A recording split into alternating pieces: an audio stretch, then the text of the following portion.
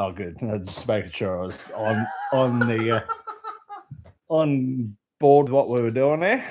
We'll wait for a few people to jump on here, see what's going on. Wow, I really need to get a beer trim before I fly out. You're not going to get let into America I'll as get it is. flagged in the LAX airport, won't I? Yeah, well. I don't want to have to bend and cough again. It's too much for my ADD, bro. What? Have you ever Just a bit too much in the personal space. We got a few on. There's a few people coming. Slowly but surely, we'll work our way into this. What is the time? We'll just riff and tell inappropriate stories till then. Sounds good. So, yeah, America. I should go to America. Just leave Sam behind. She's probably watching this. Well, look, there's an offer for it. I'm leaving Jen behind and going. So I have got another 3 weeks. Hello, dear, if you do get on and see this. I've got another 3 weeks of holidays. It's pretty much how long do I need? Let's chat about that for a start while people are coming on. So you're telling me that you were just I'm doing a few personal things, then having a couple of weeks at home and stuff. Yeah, what, 1 week into that? Yeah. So been up for funeral this week up at Changi for Sam's dad, and then from there I'm just chilling. I'm doing not much. I've often thought about doing this just to get stuff done around the home and stuff. Well, that's what I've been doing now. Oh, by the way, I love the fence. Yeah, the fence is good. The forklift's kind of sitting in. The forklift was there to change the mower blades on my mower this morning. What'd you get? Nothing. They were just stuffed. Sure. It's the easiest way to fix them. Does Sam mow like every other wife? Just everything sticks. Oh yeah, me too. Yeah. You just hear the dog hose, couple of wobble tees. Oh really? Just march him, eh? Here's an interesting fact for you. I can tell you, a wobble tee does 7 liters a minute. Can't tell you why I know that lovely fact, but how long do I have to leave it on to do an inch? Because that's what I aim for, an inch on my lawn. Can we talk inches? Yeah, 25 mil for 100 points for the Yanks. You have to do maybe that's an exercise for later. We'd have to go and do the square meterage of it. It's a 16/16 of an inch. That's an inch. I don't know where they got this idea of talking in thousandths of an inch. Just go back to millimeters and be done with it, you weirdos. And the lives drop like this.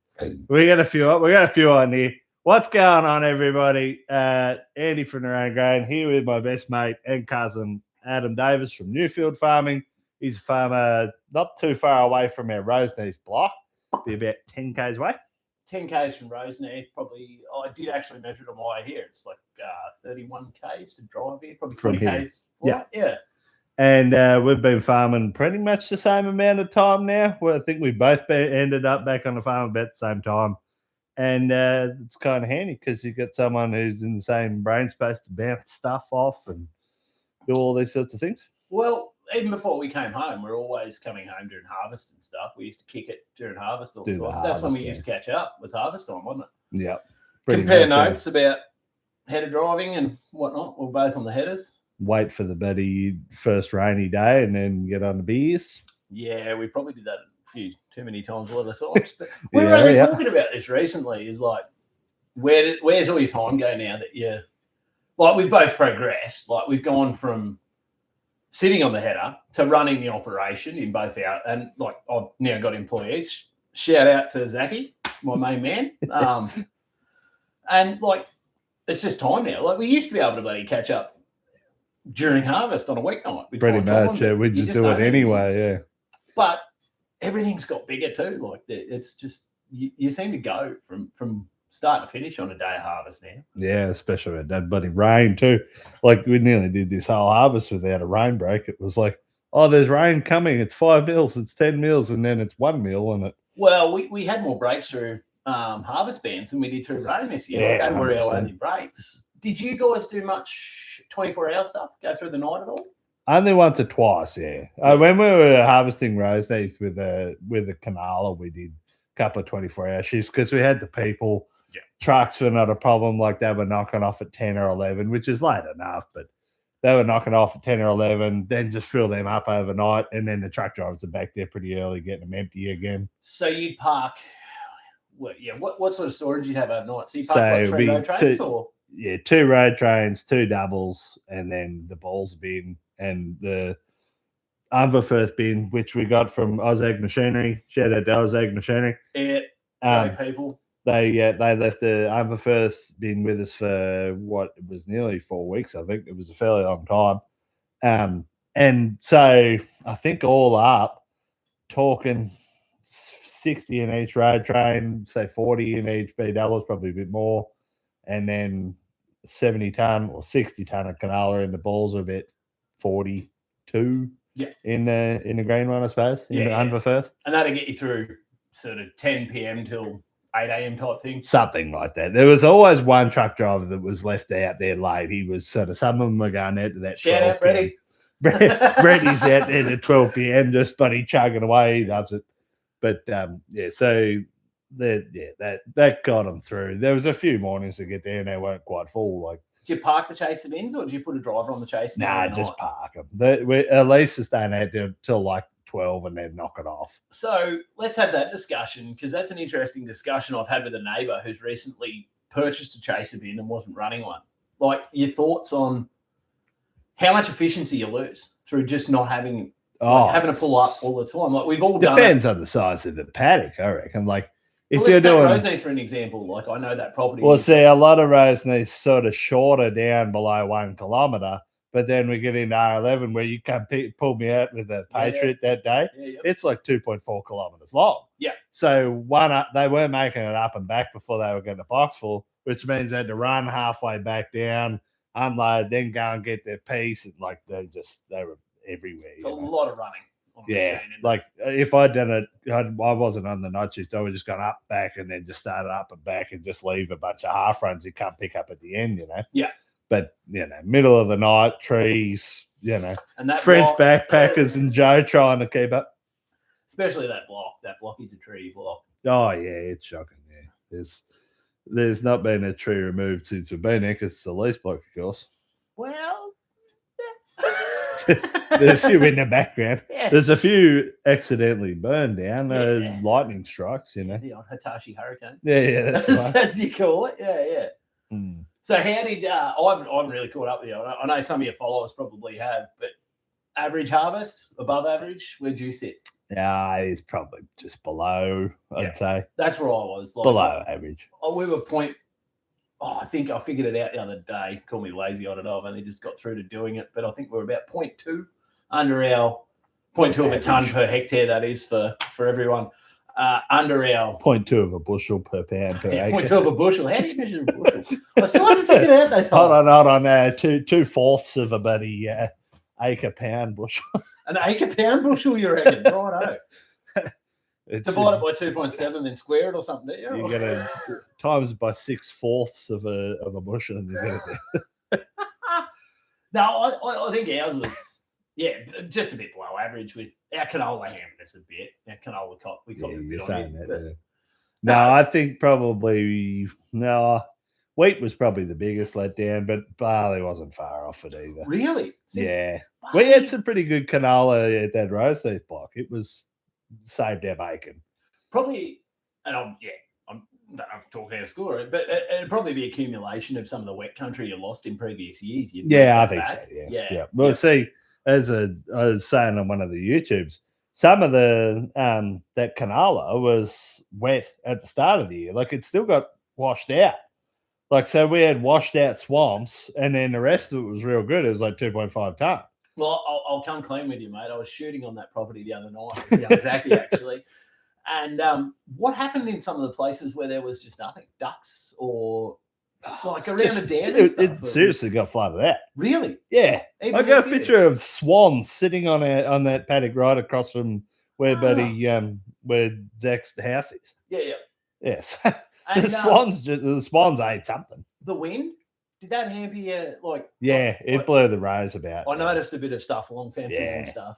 It blew the rose about. I will tell you, your windrow driver who was over there, he cut away too high. You can't follow a fox in all that stubble. It's no good, mate. Actually, I went out for a shot the other day and I couldn't see anything in our stubbles. They're all cut this bloody high. Yeah. It's like the foxes just ducked their head down. They're gone, Yeah. There's a couple other hoppy foxes that may have not had the same treatment. Maybe a couple more clipped on our way through. Yeah, I'm not a very good shooter. So are you guys going to sow through a lot of those high canola stubbles, or are you going to they'll have to be smashed. Yeah. Well, that's what I've been doing this week. Yeah, I thought we'd get on to what we've been doing. But we didn't. Did you ever figure out what the brand of that stubble smasher was? Homemade. Oh, homemade. All right. Yeah, the person who we hired it off, shared it, Cody. He made a thing. And yeah, right. I've never, like, for your listeners or your viewers, I should say, 60-foot wide machine. I think it's very similar to what you guys use. That's pretty wide. I think the ones we were borrowing, like 40. Yep. They were a similar style, just looking at it. Doing 24k an hour, so you're doing 42 hectares an hour. Yeah. I've never, and I'll explain it. I'm probably a quarter of the size of what Andy is, because we're just a smaller operation with less people in it. But half sheep too. And yeah, more than half sheep. We've got Andy's irrigation. Well, my version of that is sheep in the summer. Yeah. So you're all very aware of Andy's frustration with irrigation. I can tell you, you need some more sheep. It's the same as sheep. Sure. But yeah, man, I've never got over country like it in my life at 42 hectares an hour. I think we did 170 hectares of canola, a humble little 170 hectares in an afternoon. Yeah, right. Yeah, it was all been and done. What a machine. What a machine. Does a fantastic job. 24 k's an hour is hooking. I think we were doing like 16 with ours. Oh, you got to pump them numbers up, mate. Rookie numbers. Need them high speed bearings. The high speed, yeah. I don't know how to go slow, you know that.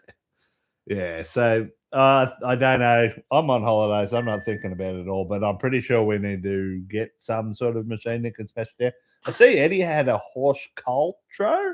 Coltro? Is it a Coltro? This mate, if you can follow Horse's naming. Yeah, okay. Yeah. Not having a go at Horse. It's not a tiger. Sponsor, it's not a tiger or a joker. Yeah. It's a Coltro, I think is one. I think they like push it over and then smash it like the K-line one. What was it called? We've had we used to hire a K-line trash cutter.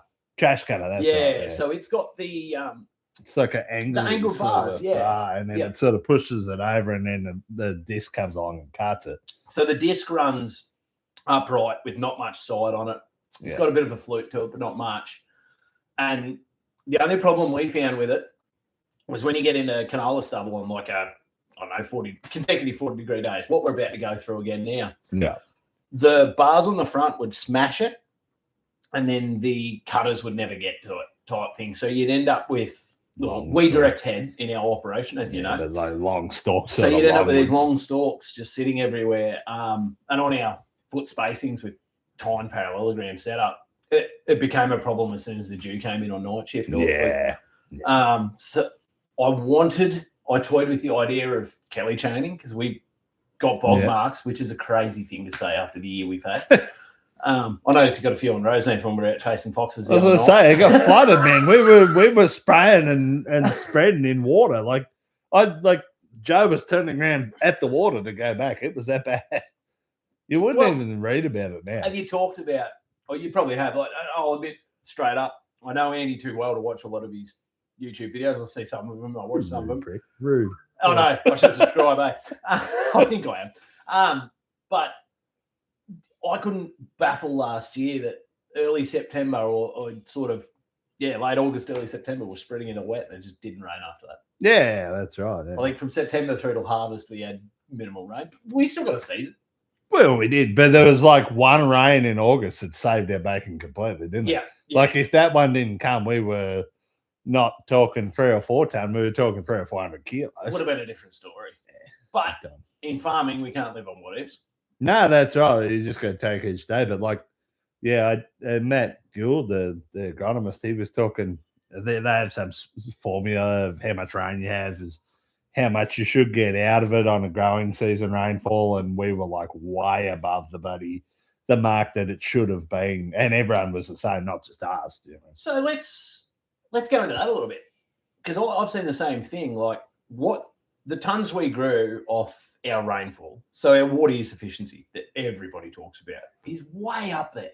Yeah, but I don't know how. I honestly don't know. Like Well, I would nearly guarantee that in that situation, with that timely rain at the end of August, it just was the perfect storm to hit us with the amount it hit us to get us to where it got us. excuse the pun, obviously. Yeah, winter rain's cool and all, but it doesn't pay the bills. It just gets you going.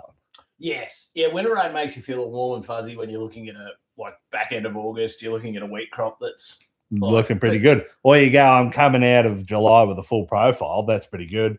I know people talk about the end of August being like, I've got a full profile now at the end of August. We're guaranteed for this many tons now, even if it stops raining. Yeah. But that didn't happen this year. It was like end of July. We're like, oh, we've got far, but not enough. Yeah. Yeah. And I remember 2018, 19. Just get to the end of July. It looks okay. We're getting 10 mil splashes here and there, and just stop. Yeah. And then, as I said, 700 kilos down, ton. Yeah. Maybe. Yeah. I remember that was a big hay year for us, I think, in the end. And for everyone. Yeah. For 2 years. Yeah. Yeah, that was the years that we all particularly canola hay for us. Yeah. That was a big one. But I remember next door neighbour at Roseneath, forgotten his name. Which side? East side. Craig, yeah. Yep. So Craig he was, we got into that block on the lease next year. He said we'd come out of it. I think we jumped into it 2020, and he'd come out of 2019. He'd grown a 5-ton barley crop next door to Roseneath in 2019. Wow. Just with a couple of lucky rains there. 5 ton is a lot. In a year, we were stripping less than a ton of hay. I don't know. I put the cards on the table. For us, barley's been our best gross margin. Same. For the last, I remember back, when we were first sort of coming home, a great agronomist stood up at a farming thing and said, stop treating barley like wheat's poor cousin. Yeah. No, I think it was Lisa way back in the day. And it hit home to me. Yeah. And ever since we prioritised sowing our barley early, we used to sow it at the back end. I don't know how you guys did. We moved it up, so we did canola barley. It's Anzac Day nearly, or a little bit before Anzac Day if you get to priorities in order. And then harvest it before your canola. We never did that. We did that pretty early on, because it come in earlier than the canola. It's like, if it's come in, let's go. Yeah. I'm happy to get it out of the way. Yeah. And then because the canola, if it doesn't get a big something to knock it out of the windrows, a bit different with direct heading. You're sort of like, I need to get into this, but I can't either way. It's still coming down from being green, but. Well, the direct heading's an interesting topic for the farming people. I get that question a lot because You've done it for how many years now? Well, we dabbled in it probably when I first came home. I think about 11 years on the farm. So I tell people I've been on 8 years solid. Yeah. Yep. No, that sounds about right. Yeah. And I'd say it's hurt us. In all honesty, it's probably hurt us 3 times out of the 8. Yeah. So I'll take that average. I'll take that every day. We don't see tons. I'll be the first to say I don't see yield advantage out of it. Definitely see oil advantage out of it. Yeah. Yep. No, that seems to be the general consensus I get too. And you do have harvestability problems. We went down the round of that Vario front. Anyone wants to buy a Vario front? Check it out. I've got one. Case Vario front still for sale. And so is my dry. If anyone's looking for an Agri Dry Predator dry, it's coming into sorghum time. Buy my damn dry. Why is it sitting there? I just chuck a ball offer at me that would sort of entice me and Jimmy, and you're going to have the damn thing because I'm sick of it sitting in my shed. I'll start the bidding at $50 in the carton. I have to count a bit at 100. Just drive the price up. But the direct heading this year, we had to go hard. And that's probably the biggest problem with it is you're sitting there banging away in barley and you're like, oh, it's right. This year we thought a crop was right, and everybody around us, the neighbours farming your place, you always get it. You get the odd phone call. You're going to get into that. You're going to get into that. Yeah. We went there. It looks right to go. Thanks, mate. Thank you. We pulled in. I did a lap up and back in the paddock, and I just this is beautiful. Best harvesting, best direct heading I've ever had. Yeah. Pulled the moisture meter out. Have a stab at what I went. like 15. 22% moisture, bro. It's always the same. The best canola for direct head's always way too I've green. never seen a sample so good. You could have sewn it. Like the sample was like, you know how we always fight. Like we always fight with our red header. Yeah, admix. Like your foreign material for anyone else who's sort of overseas watching it, EFM. And like we fight that direct heading when it dries down, you get powdery SIDS. We've all fought it. But yeah, if I could, that's half the reason I wanted to go. Maybe I should buy you a dryer. That's why I've always wanted to go. Oh, I made the decision to go back to the direct heading this year. It's like I want to do because I can never fully get out of windrowing. It's just a necessity for us, so we can get the corn behind it. But it was so it's like windrow, the irrigated stuff, and a bit of the dry lay and stuff, and then sort of just shave off like a quarter or whatever for direct heading. That comes into being ready as we're finishing up on the windrow stuff. Yeah. So it's ready to go. And that dry smashy load that you end up with the sieves gets taken back. Yeah. And then suddenly you're back in green crop again and whistling along at, 25, 30 ton an hour in the X9s or whatever it is, I would say there was plenty of times in the direct headed stuff, we were doing sort of 20 plus. Really? Where it was like come back into the windrow stuff and you're sort of humming around that 15 to 20, which is good for the ton and a half or whatever our canola was. Yeah. That was pretty good. But at the end of the day, if you can get in there with like 50-foot fronts made to eat, like we were direct heading at 12 Ks there at one stage. Really? With some real light stuff there. See, I was next door neighbour for a bit of context. Next door neighbour I run a red gear. So the next door neighbour's he's green. He's got an S780, I think. Yep. So it's very, very par with our 7150. Like they're both class 7 type headers. Yes. And he's got a 40-foot version of very similar to what you'd have front wise. Yep. Hooking along. He was taking good amount of he wasn't going high, No. And obviously those John Deere drapers have got it. So those HD fronts particularly, like for ground following ability and for the direct heading as well, they are pretty damn good. Yeah. Like I'm not a MacDon dude, I'm not a MacDon dude, but like I'd put it up against nearly any MacDon. Yeah. Like don't get me wrong, I like MacDons. I think they're a great platform. A lot of people have great success. I think they've got something like 70% of the Australian market. Yeah, now. I think I read something in the 71 or 72. It's up there, yeah. But I would put a HD against them there. Really? Yeah. For sure. For nearly everything. Definitely for price. Yeah.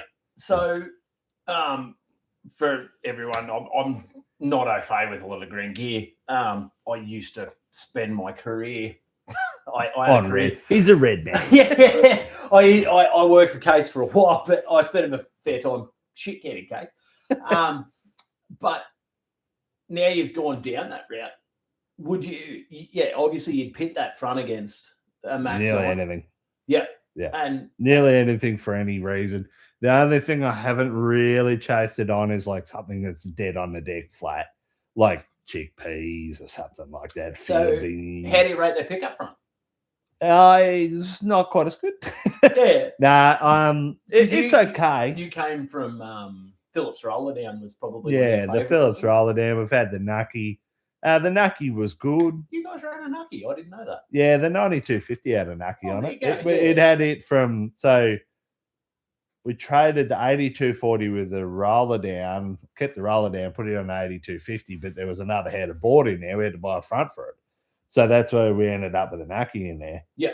And good machine, good everything. A little bit prone to stalling the belts, but I think in hindsight that was actually a problem we had with the machine, not the machine itself. Well, local contractor runs Nuckies, like I'm talking about straight out, and loves them. Everyone who's got them generally tends to love them. Shout out to Braden Holland. He's got 2 Nuckies on his X9s, and just rates them, 100% rates them there. Do you, a bit of background to this was like Andy and I did discuss one day when I was out here kicking around, like you going from your 60 foots back to your 50 foots, and I had the question of why, and you were saying sort of the green integration of having the fronts. I wanted the 50. I wanted the John Deere front to work with the John Deere header because they were so integrated together. So, do you think there's an advantage with pickup fronts like there is with Drapers of running is there an advantage to running your Green brand pickup front? That's the main reason we went with them is they have all the sensors. Say if you're going through like unstable ground, like we had like over at Arendale, there's bore holes around all the trees and that. Yeah. So it's sort of dipping and diving around the trees all day and going through gullies and dips and dives. The machine just tilts itself and lifts itself up and down like you hit the thing. I want it to go down under the ground, and it just goes down on the ground. You know, you set the height in the case, and then you can sort of just chase it up and down a little bit. You can see the belt ride. That's right. So this thing it'll tilt the feeder house, and then if you go down into a dip, it'll actually lift the feeder house. So it's all done off the feeder house tilt. There's 2 sensors on either side. It's like that Vario front. It's like no, it's got sensors on either side. So as soon as it feels the front belt coming up, it'll start to lift itself up. Really? Or if one side dips off, it'll tilt the feeder house. Yeah. Well, I don't think it tilts the feeder like certain thresholds.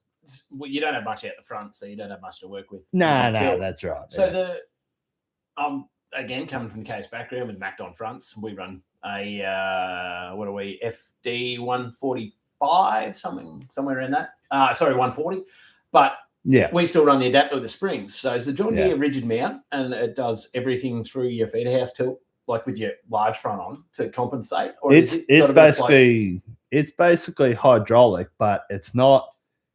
All it does is basically sit on the ground, and then it'll move up and down on the rigidity of the actual machine.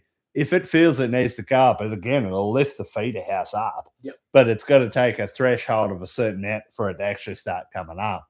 The rest of the time, it's just a rigid mount like this, and either one side dips or lifts, or one side's down or up. It's really good. Like you can get the flex front as well, which is even more flexible again. Like we've got the rigid front, HDR, and there's a HDF. That HDF is a flexible front. Are they like a 3-section flex, or are they true? I think they're true flex. Yeah, right. Yeah. We don't have so ours is 3. The rigid's a 3-section flex. Yeah. Say that 3 times. Section flex. Yeah, that's what the rigid is. It's a 3-section flex. Yeah, but we have no need for a full flex front because we don't. Not at all. But I would rate the rigid with the 3-section. I know the Macdons are the same now. The HD FD2, is it? Yes. I think they've got the same thing, so they can tilt up and down on either side. Yeah. Down Bali is where to be fantastic, I imagine. Down Bali, going around like dams and stuff like that. Awesome. You know, tight for hectares, you got to say your dam banks. Oh, definitely, man. You don't leave no hectares behind. He's secretly a dairy farmer. Every hectare counts, you reckon? Literally. No, you go around dams and it sort of rides up a little bit. You're like, oh, yeah, I've got enough flex in the cedar bar to do that. And you get there with the header, you're like, oh, that was stupid. We all get a bit cheeky on night shift for the cedar bar. We're like, yeah, we'll sneak her in there. Yeah. Actually, coming back from training the other day, if the bloke who owns this block is watching this, I'm sorry, you're getting called out. There's a bloke between Firefield and Condable, and he's just sowing like gill guys. Like it's just up, down, like just all over, and you can see whatever front he's using is not grabbing the heads. Like so, there's just heads in the bottom of all the gill guys, and she's and over the top, and then sort of half off the side. I was like, that would be where the HD50 would shine. Like it would clean up at least. He left half his profits out there. I'm not going to lie. You better send your John Deere salesman up there to have a word, you reckon? Yeah, well, Greeny's up in that thing. Greeny from the Catch by Drift podcast. Yep, Greeny. Go out to Firefield, find that bloke, find his paddock, and tell him he's doing it wrong. Because Jesus, I nearly could have gone back there and got a couple of tons out of it, just on the edge of the road. I couldn't even see the rest of the paddock. I'm going past, going, Jesus. I'm glad I'm not the only bloke who farms every other place I see as Oh, I go yeah. through like an expert. Yeah, definitely. Yeah. Have you noticed that? I've got a lot of mates who are out of the farming, plumbers and builders that we travel around with. I've never driven with a plumber who's just gone, no, I put that toilet in. I put that. But Yeah, but do I it. bet you know if you put a toilet in that was dodgy, it's the one you're getting a call about. But Oh, well, yeah, this is true. This is true. This is very true. Yeah. it was like, yeah, I'll just dodgy that with a bit of bloody Celastic. Yeah, that'll last very long. Oh, mate, no, I'm not going to go any Yeah, further we into that, won't but get you that. get the point. We got any? I'm not even looking at the chatty. Let's go.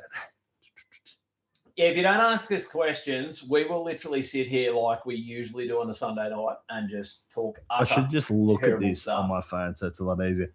What's going on, Tate? And I like trucks. How you going? Simon, how you going? Well, there you go. There's one for Someone you. else? I like trucks. So we'll delve into Glad someone does. I hate trucks. Actually, no. I spent 70% of the harvest in a truck this year, which is so strange for me. Yeah, no, you can keep And that. I enjoyed it. I really enjoyed it this year, Andy. I'm glad you enjoyed. I did. Like, it was, I don't know, it was strange this year. We rolled in and out of Grain Corp, like, constantly here at Oakland's, like, not a line. I don't know where. No, I think. You think more people are storing? Did you run into the most lines at Canola? Yeah. Yeah. It's everyone. Yeah. That's what we do. We deliver I canola never thought about it like that. and but yeah, then you're right. barley and wheat they store in bags and silos and stuff. Yeah. I mean, it's becoming more prevalent. The people at Grain Corp, Grain Fire, they'll tell you it's becoming a thing now. Everyone I talk to, like I say everyone I talk to, I love a chat with anyone I can get a hold of or got a captive audience when they're in a testing station. It's great. But can't escape. Yeah, they can't. They can't. Well, while I'm smashing 20-something% screenings. We'll get into that later. The one lady out there doing the samples just really probing, trying to prolong it. Oh, come on. We're all guilty of pulling a couple of feet out from the testing station when you know you've got some dodgy stuff on the floor. Let's be honest. Everybody does that. You really have to stretch for that. One day you're going to roll into Grain Corp, and I know I'm going to get told, pull close to the testing station. What are you doing there? See, I've only got the 6'5" sides, so I can't hide anything. Or mine are what? Yeah, 6 foot sides on the more timber. 6 foot sides, yeah. Whereas 6 foot sides is you're not getting away with too much, particularly if they get the robotic probes. Well, see, we're Grain Corp. We don't do anything through grain flyers, so we still get the old manual. I think the one load I did in the grain fire, it was a manual probe anyway. They didn't even bother doing the really. probe. I thought you went there for the not talking to anyone experiencing a grain flyer. Well, I do. I still sit in the truck, but they just spear it from the side. I'm like, hi. You didn't get much truck driving time this year. Oh, I did a little bit to the silos, like our silos. Yeah. I did one load of canola. Yeah. I like doing the canola though. So you get to talk to people and see people and whatever. It's going back to our silos can be a bit monotonous. So do you store any canola? No. Why? Run me through that. It doesn't seem to have the same ability to make more money after the season's done. Yeah. It's purely driven on what's going on in the world. It's not driven by local demand at all. We can play the local demand market in the barley and the wheat a lot better than we can with canola. You're just beholden to what the world market's doing with canola. You really are. I was just going to have a look. I have the only people that I know that buy canola after the fact that's worth investigating is handled. Yeah. So if you got GM in there, I mean non-GM, GMO. If you've got any canola you want, you can take it into in handle, and they don't get it. They're happy. Yeah, they're very happy. But they get from everywhere in Hillston, Griffith. It's a fair cartage for you guys up. Like it's a fair trip during the middle of harvest. Oh no, I wouldn't take it. Like if I stored it, like I've stored it for 1 or 2 years in the drought and taken it up to Handwood, and they bought it from there straight off the thing because they still need the canola for their ration. Even though there's not canola being grown in the drought, they were still buying it from anywhere they could get a hold of it. Yeah, and so it was a big premium for it, of course. So that was the one. The 1 year I've done canola in a silo lasted for 2 years. It actually went through 1 year to the next year. because there was no need for the size, essentially. You could just fill the things up or just leave it full. It didn't really matter because we didn't have enough grain to fill the rest of them anyway. Yeah, okay. That's the last time we stored canola. Yeah, I've done it in bags. Don't recommend it. 10 out of 10. We make poor decisions in life, Adam. So this is actually very interesting. You bring up the silo bag thing because it's a constant debate in our operation. Because as you know, we don't have any on-farm storage of any substantial size. You want to buy my bagging machine? No, I do not. You want to buy my bagging machine? I can see. You go halves with Eddie. Eddie wants to keep it. Good luck, Eddie. Keep filling them sausages. Yeah. I've worked for people who done silage or the silo bags back in the day, and it's a very temporary storage. But like you guys have put up more what I'd call permanent steel storage and not real storage, and not gone down. A bag's just too much trouble. I think they're 3 to 6 months. They're going to lifespan. If you can't move in 3 to 6 months, you're stuffed. Yeah. And then even during the summer, like you're trying to empty out in the summer, like we do, plenty of summer cartage away to feed mills and whatever. You're trying to unload them in the summer and they're splitting and carrying on. Like I've never had one race down the bag, but I've gone very close a couple of times. Well, we've all seen Snapchats from mates. Oh yeah, and I've seen it in real time. Yeah, you've seen one do it. Oh yeah. So shout out to Tom Dowling. Sorry, Tom, I'm going to put you up. No, we'll drop you in it, Tommy. So we put up there to look at his balls of being. He was a big advocate. We bought our balls of being through Chris and Tom. So when we were looking at him, we went out there to have a look at his at the balls in action. 2 balls, 4 red headers going hard, and bags. No worries. Get out there. One of the balls had a little bit of whoopsie. I won't go in there. The second balls was pulling off 4 headers. And I think it was a 13-foot bagger machine. 13-foot bags, they're huge. I've never seen them. I think from memory, they're like 600 ton a bag. They're huge. Yeah, and they put a bunch of them out, like big boys, as you know.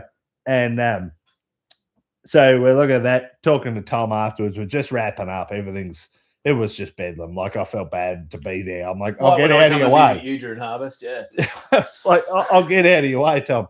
Anyway, we're standing there in front of this bag. Just finished it. Freshly finished bag. Bet to seal her up. And this buddy was sitting there talking to him. We just hear this rustle of grain behind us. I didn't even think anything of it. Turn around. I look, this bag's just gone. It's just slowly, just gliding up this bag. So once it just been overstretched and hot day. And next second, she was all gone. And I'd seen that. And just at the critical moment, he had a grain vac coming in the paddock. Don't know why. It was on the back of a drop deck. I was like, you're going to need that, buddy. Right? I'll see you. I think they call that foreshadowing, Andy. Oh, yeah. I think it's 2022, yeah. So everyone was already in PTSD mode, Yes. Yeah. I seen that. I said to Tom, sorry, bro, we'll get out of your way. I don't like shovels. I'll be leaving now. Yeah. Wow, he had a lot of work there. Yeah. A lot of work going on. I think Chris jumped in the helicopter, went back to Yarrawonga to get his the bit to fix his balls. Yeah.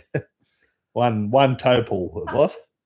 Something I'd love to have is a helicopter and a license to fly. That would be good. We had a reason to use it. Yeah.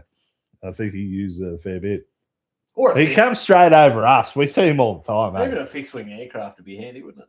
Oh, yeah. Actually, I've been looking at just going off topic completely. Getting smashed with them Facebook reels of them STAL aircraft. You ever seen the STAL aircraft? What is a STAL aircraft? Short takeoff and landing. So is it like a Cub? Yep. Just like a Cub. Like a carbon Cub. Yeah. Yep. So that's right. But they trick those things up with everything, LSs, to get them off the ground real quick. It is. And it's quite funny to say, but I have worked on an LS plane. Yeah, right. Yeah. Yeah. You've never known fear until you put the air fuel ratios in a map. As you're going along. However many, I don't know how many feet we were in the air. That's like if I fat finger this thing and it really leans out and pops a head gasket out. Well, to make it even worse, I remember when we used to punch them into that RVE we had, you hit the button to send the tune in and the car would just go like this and start again. Like, I'm glad that started and kept going because in a plane that would be very bad if it didn't. Well, you know, in Kenworth truck too. Actually, you can flash them in while you hook it along. You just gotta. You just got to angel it before you do it. I've made that mistake once. Left it in gear, motor shut off. Not good for tires. Not good for anything. Yeah, not good for a running motor. But that's we should probably go into a bit of that. That's how Andy and I sort of, I don't know, kept our mateship too, was through cars and stuff. Like, yes, yeah. So I haven't gone into it on the channel at all because who cares? It's a farming channel, but at the end of the day, we've all got interest. I've had numerous Commodores of different capacities. I've had 408 stroke VESS car sedan. That give me about the most trouble. Back in the old day, I had a VHSLE Commodore that had a little bit of work and a 308. 308, we had gas on it for a while. Gas, the barbecue gas. bottle on it. That was a dumb idea. Anyway, yeah. And then we had VYSS Ute in there as well. And at the moment, I've got a VF GDS sitting in the shed that's got about 470 real kilowatts. So it's pretty stout. Beautiful car. It's pretty stout. Very unique paint. It's got a very non-existent battery at the moment. I went to charge it up because I thought it was flat. It turns out it had 0 volts. 0 volts. I don't even know how that happens. Yeah, if you they will. I suppose they will die eventually. My background, other than farming, is on the side. I do a bit of tuning and stuff on cars, but I can tell you on those things, the ECU drags. It's always dragging something. Yeah. So I don't think I've driven it in 2 months. That's a crime. It'd be over harvest. Like I think I drove it before harvest. Yeah. And then because I'm on holidays now and trying to get it going again, I got a couple of doctor's appointments and stuff to do next week. Yeah. But I need a battery. The battery is now dead. Blow a car in 46-degree heat's not great for things either, is it? No, not really. No, probably not. I only got to get an Oakland, just not too bad. But if I go to Yarrawonga, that could be real bad. Yeah. I'm halfway, so when you break down, you can just come get the Colorado, mate. You'll be right. I'll house the HSV for a couple of days. I need to get an inner chiller on it, I think, just to drive around. Sponsorship. Grain racing, we're doing it. We'll see what questions we got popping up. There's a few people. You've seen the Garangoff fronts. Any thoughts on that? Have you seen the Garangoff? Well, Larson's? Look, we're both massive Larson fans. Yeah, both of us watch everything. Shout out. Yep. The boys, if they do tune in and listen, we friend of the channel, I'd say. Look, I'd say we blindsided Chet at what was that bloke's name? The Underfirth friend? Eric Meyer. It was like Muir though. I found out it was Muir, not what a Meyer. legend. Very nice bloke. He's Underfirth rep, the district salesman rep for us, I think, for Australia and I think he's a lot of America. Well, he lives in North Dakota. Yes, and, so I think that's where I'm the first from too. Yes. So so Chet ran the Garangoff in Beans this year. Go and check out his multiple videos about it. He seemed to reckon everything was pretty good, except he reckoned the knife stored out a bit too much. I wonder whether they're with the beans, knife, loaves, mud. You'd know all about that running you used to have that trouble with the Midwest a bit back in the day when I seen it was good for snapping the knife spine. Shoemaker knife drive. The knife drives were good. It was the actual knife itself was prone to snapping. Well, they were double knife drive on 60 foot, so you run 2 30-foot knives. Same with the HC50, but 25s. And are they end driven or center driven? End driven. Yeah, so they're not like the. But the Garangoff, I think, was center driven. Yeah, it had the big plate in the middle, and it was hydraulic center driven. And I think it was set. I don't know. It almost seemed to me, just watching the video, it almost seemed like the Garangoff was a little bit too low in the pressure relief valve. Yeah. It was just stopping. Yeah. And it's like it's supposed to stop for a bolt or a bit of wire or would you rather stall a knife or snap a knife? He was stalling it too often. I'd rather stall one than snap. He was 100%, yeah. And that's the idea behind it. But like he's like, I can't go into the crop straight, like out of the headlands into there straight because it stalls the knife. He's like, he's got to go on an angle. Like that's not good enough. I mean, I get it. The soybeans are low to the ground. They had mud forever this year, like over there. It was Yeah, but shocking. Yeah. we get into barley, and it's nothing for us to be pushing green straw in barley. Like we both know that when you get when you're early into barley, then Yeah, you're big excited time about this starting year. harvest. Yeah, we saw a lot of that this year. LED lights bring it out like no tomorrow. You sit there during the day and you're like, oh, this isn't too bad. It's going through all right. And then you get that combination of the sun going down, LED lights come on, and you're like, oh, that's wow, great. this is green. Yeah. How is this going? Yeah. But like, I'll do it on behalf of Andy, like Garanoff. I think there is an Australian importer. I'd love to see another big competitor in the Draper market in Australia. Like not Osdag, I think. I think they've got the Drago. No, they've got the other 60-foot one. Oh, I'm sorry. I know who that is. I know what it is, but I can't say it. Dowling's ran it last year. Yeah, right. Yeah, 60-foot. I think with no gauge wheels at all. Wow. So it must be a hockey puck style system, like the available case. Yes, yeah. Well, like we've got that on the on that Vario front, like it's pads, like being a canola based front, they're big heavy pads. But I think go back to the Garangolf for a second. It has air bar knife, real good for chickpeas and that sort of stuff. See, it's not an air bar like the. So it's not prairie. It's not a prairie wind system. It's a knife wind system.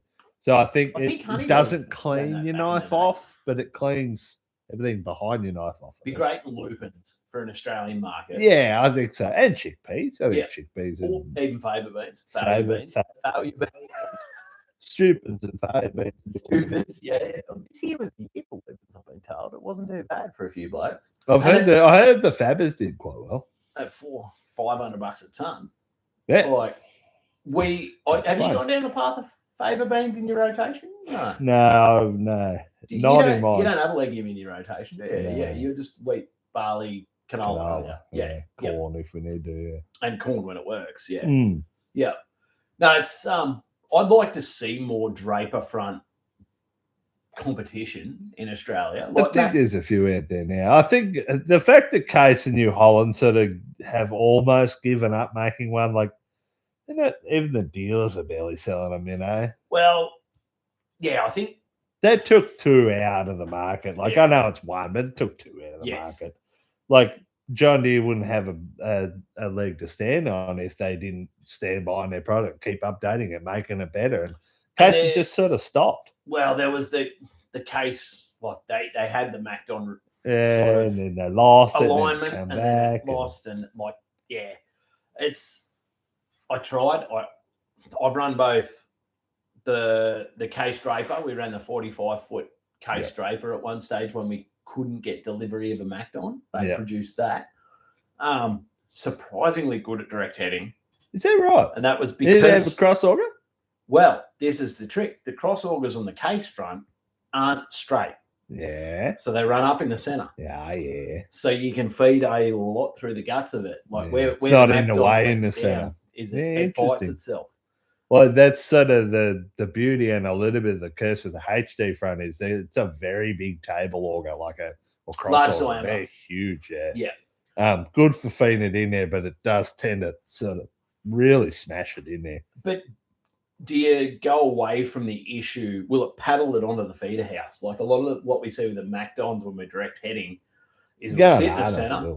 Yeah, it will. It's going hard enough. It will. Yeah, like you just if you see it start balling up, just slow down immediately. Yeah. There's no point trying to give it. It's like I'll feed a bit in there. It'll feed a bit more. It doesn't work. Yeah, you just gotta go right. It's not working. Slow down. Let it clear itself and go. And then get back into it. Yeah. Use your reel, sort of bunch it in there. See, like I think we averaged. I was looking at the data the other day.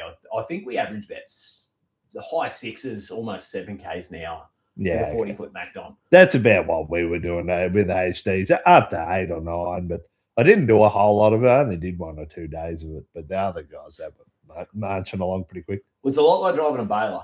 You get this gravy period, I call it. Like, yeah, that's real good. It's just, and the worst thing is, it's like at midnight.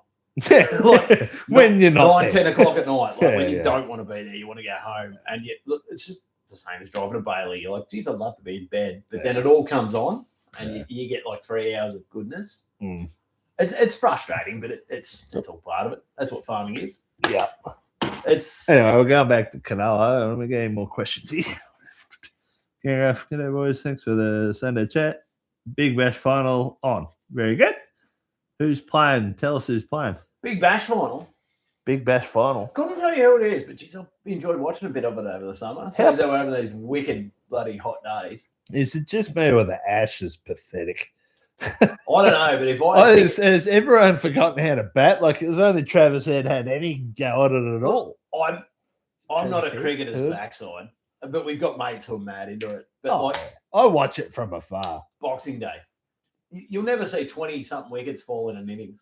Yeah. In a whole day or a couple of innings. It was fantastic cricket. Oh yeah, it's like it's a bowler's, But you reckon the curator's still got his job? The bikes in the batsman, it's just like, this is ridiculous. Like, no one could bat with anything. The whole thing, I think Travis said, was the only one who had any good run at all. Well, I don't know. I didn't watch a lot of it. You watch the way the ball was moving and you just go, wow. I couldn't even hit this if I even looked at it, the math of it intrigued the hell out of me. So I went and talked to our good mate, Zachy Nugent. He's a good batter. He does that. I forgot about that. He's a good cricketer, for grade cricket. And I was talking to him, and I was like, if a bloke's bowling at you at over 100 k's an hour, at what point do you make a decision what shot you're making? And he's like, when it leaves the bowler's hand. Yeah, but that's my brain doesn't work that quick. No, it's like I see him running up, right? Let's take the swing back because I'm going to need to hit something. I think if they're bowling over 100 k's an hour, I'd just get out of the way and let them have these stumps, to be honest. No, I was watching some bloke on TikTok the other day. He had one of those ball launches and he was trying to hit a 160k ball. And I did see that. Couldn't get near it. He's just like, this looks savage. I'm going to try. But we're not sports. You see a lot of them do that, though. Yeah. Like, you see a lot of the cricketers are just like, here comes the fast bowler. Let's try and keep out of the way unless it's real plum. If you got something that's worth swinging a willow at, let's do it. But everything else, let's just get out of the way until we get some slow people in there. No, it's just like if it's coming at the stumps, hit it. Last time I was over in the States, we went to a baseball game over there. What was the name of the Savannah Bananas? So banana baseball. So it was baseball. I think I've explained it to you. The only way I can explain this spectacle at Yankee Stadium was Big Bash, but put in baseball. Like there was a dude on 10-foot stilts hitting home runs, bro. It's baseball is this? This bloke, baseball's boring. Baseball's like you get the deep of the 9 innings. Unless you love it. You eat peanuts and you drink beer. Like you and I would be great at being baseball spectators, let's be honest. You just go and sit there and talk shit. This thing's just shortened up to like 2 hours, like Big Bash. But like I was showing one of my American mates. I'm like trying to explain cricket because cricket's so big over there, and he's like, the ball bounces before you hit it. Like they couldn't baffle it. They're like, what the hell is going on? Imagine that with buddy baseball. That'd be wild. That'd be wild, wouldn't it? Like, but yeah. Actually, you seen that fella on TikTok? He swings he's always testing out the bats, and so you got one of the cricket bats, and he's trying to swing the willow at the buddy at the baseball, see how far he could hit it. He couldn't get any terminal velocity out of it. Nah, he was hitting them sweet, but not too super sweet that day. Have you looked at you've obviously watched the numbers, like 100 and something plus mile an hour off? They're huge. Huge. But they get gloves to catch it. We only give gloves to one bloke on the field, the wicket keeper. I seen a bloke go to catch one in baseballs the other day. It went straight through the weaving of his bloody thing, nearly smacked him in the head. He was a keeper. What's the keeper of a baseball game? The catcher, yeah. He's there and he's just got flaky hissing into his gauze. He's like, poor bugger. Imagine that. It took took the sting out of the ball, but not a lot, you know. No good. Anyway, do we get more questions there? Honeybee, who's got a honeybee front? Anyone? Gotta pick my words here. Honeybee, I remember them back when I was working in Ballarat with Case. Yeah, they used to be a big thing. On those WD windrowers. the Case IH version Yeah, of the okay. Midrolls. Yeah. They put honeybee fronts on them, and good front, reasonable front. The letdown was a machine pushing it along, but there I'd put a honeybee. This is I'll premise it is purely personal preference here. I'd put a honeybee the same as probably a Midwest. Yeah. Like They do the job, but not well. good front, solidly built, but just not as refined. Like coming from a Macdon windrow, Macdon base. Yeah. But I'd say that was about right. Yeah. I know we both watched Millennial Farmer too. Like he He's ran a for a long honeybee time. dude. Yeah. Although he did drop him. He went to same as you went back to John Deere for the John Deere automation. That's right. Yeah. And that is a topic that if we don't get much, I'll go into. Is I want to talk to you about automation. Oh boy! Every time I talk about automation, I upset someone. We've had this conversation 100 times in the year together. Do you see a place? Rod Gribble, if you're watching, look away now. He hates it. He hates me talking about it. Yeah, there you go. Because he loves it. He absolutely froths it. Yeah. I hate it. Yeah, I hate it with a passion. Yep. Every time I touch it, I go, I don't know why I'm bothering. But that being said, if you've got a backpacker that doesn't speak English, it's a good idea. So I feel like I'm interviewing you, but let's delve into it. Because you know my stance on automation. Well, I've had the automation. You haven't had any automation in the 71. No. It's 50. So do you believe you can drive it way more efficiently than the automation? 10 out of 10 every time. Which is so I've seen times where it's kept up to what I can do. I would say that sometimes it would do better than what I can do if I'm distracted, but it's very little. Yeah. I find it gets in the way of a good header. Yeah. So, you like, let's be honest. Or a good setup. A good setup in the header. Spending a lot of money on a header. Like our header hours, our dollars per hour on headers is just like because of your input, because of what you're paying up front. So is your mindset, I believe I can get more productivity out of the thing if I drive it by hand, like myself. Definitely. I just say therefore bringing my dollars per ton cost of harvesting it down. I just think I can get more tons per hour out of it. And it's not anything wrong. Like the algorithm's fine, right? What I would say, the John Deere algorithm's not always fine.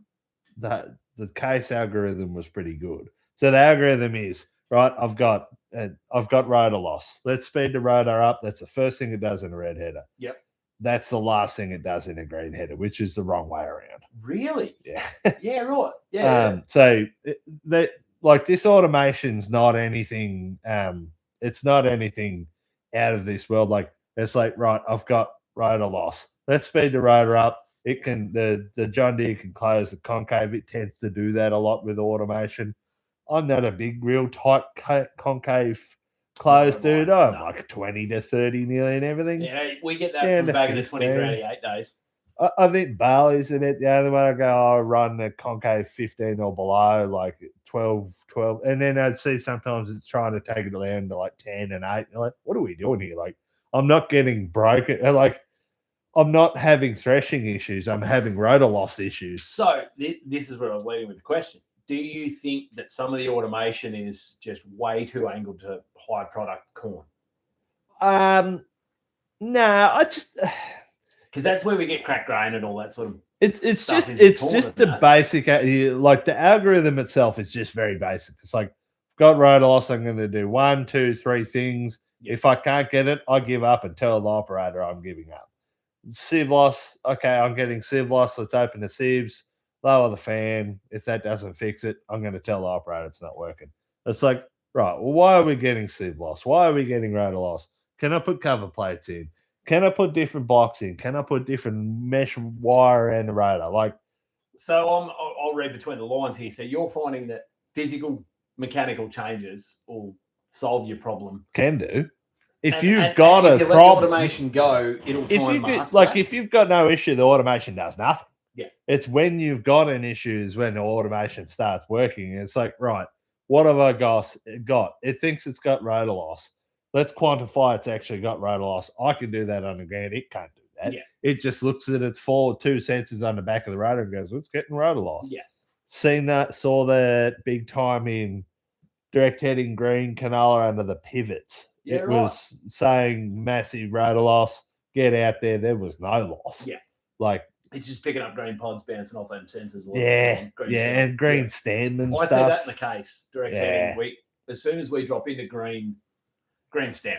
So and if you think about it, a green stem comes out the back of the rotor, bounces off those pads, and then suddenly it feels like it's like it's seeds, but it's not.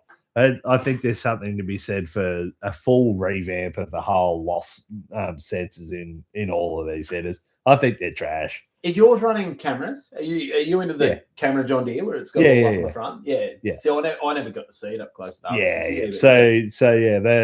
It's got the ground speed automation as well. Similar situation. It did a pretty good job. NDVI maps in the background, cameras on the front to look. It's looking for like a part row or a down crop in the crop. Down. Really? And it goes right down. There's down crop here. I'm going to drop my speed half a kilometer or whatever. Yep. Which, if you've got it set up for down crop, I didn't have any of this. You said one other thing, but you go like you're doing a part run, like a couple of meters or 10 meters or whatever. It'll recognize that you're taking 5 meters less and speed the machine up, which is pretty good. Yeah, I had a pretty good run with it. The NDVI maps didn't seem to affect it too much. There wasn't the variability. I think if you were going from like 2 to 6 ton, you'd see it speeding up and slowing down a lot more. See, I understand where John Deere went, and I thought it was a very, very intelligent move going to the NDVI-based maps. 100%. Because one of the, and I hope I'm not throwing you on the bus here at all, but one of your gripes with the case automation was, like, he'd come into a heavy bit and the delay on it. Yeah. And it'd chuck it all out the back till you got into that heavy reactive automation, not predictive. Yeah. So reading between the lines, I'm going to take the summary of it's worth it, but you think it's still got a bit of work. I need a little bit more testing. Yeah. It's something like you're driving in a 3 ton wheat crop. Like, there's not a lot of variability. Well, you're flat stick in your type header at that point of view anyway. Exactly. Like, so it worked pretty good in the barley that was sort of 3 to 5 ton, 6 ton. Yeah, it worked pretty good in that. So we'll start the automation. I froth automation. I love it. I like the idea of it. Have you gone to any automation on chaser bins?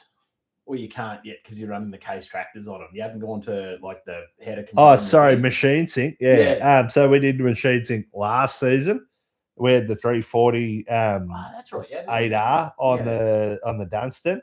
Real good. See, I see that as a world of value. Yeah. So good. So good there. Particularly if you've got an experienced operator there. The fact that you can see what's going on in the bin and they can't all the time. Yeah. It's just there's just a common level of disconnect there. Under the first bin had cameras front and back in the bin. Was pretty good. It was pretty good, yeah. Yeah. So you could sort of see what was going on. You could see where it's piling up. You go, the front's getting full. Let's go to the back. And with the hitch weight sensor on it as well. I was going to lead into that. So you had the Raven. Yeah, it had the Raven Isobus. So they call it U-load or something. U-load, that's it. Yeah. Yep. So it had the weight on the hitch sensor.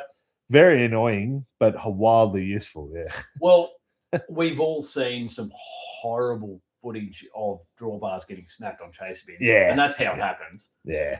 Yeah. Well, that's right. Yeah. Like, I know we run a Dunstan 26-ton bin with dual axles under it. So we don't quite. We've got more axle than we have bin. Is the easy way to put it. Yeah. So it's not so bad. Yeah. We run a divider in the middle of ours. Well, see that because the Armour so long. Yeah. Because the 55-ton bin, but it's longer than our balls are because it's got 3 axles underneath it. It's a short squat sort of bin, and the Armour's a long sort of a bin. You're used to the long bin because Dunstan have always had a long bin. Same thing. Yeah. So. But yeah, yours is basically the same thing, just a little bit shorter at both ends. Yeah. So it's not such a big deal, but I mean, we've snapped drawbar on our Dunstan before. Yeah. I know that. Yeah. Yeah. It's snapped it, like just loaded the front too much, going too quick. I don't think he hit anything. I think he had it loaded to the front. Let one go. Yeah, we had it loaded up the front. So what had happened? I'd come into a paddock and we were going hell for leather. Like, You know, the time they go, oh, you got rain coming, I'm going to go hard. That was their situation. All the rules in the paddock go out the window when there's all the loss rain rules coming. they got out the window. Who cares about loss? Let's just go. We stripped 1,000 ton in one day on that day, and we snapped the Is that the farm record? It is, yeah. Yeah, that's still now, yeah. Really? I think we've done more with 2, but yeah, that was a pretty big day, yeah. But I got in. I think we averaged 55 ton out of one of them red headers. One header for the day, 55 ton. Yeah, average. I think that was the same year that I think I averaged like high 30s out of our. Yeah, like out of our it was good going there. Yeah.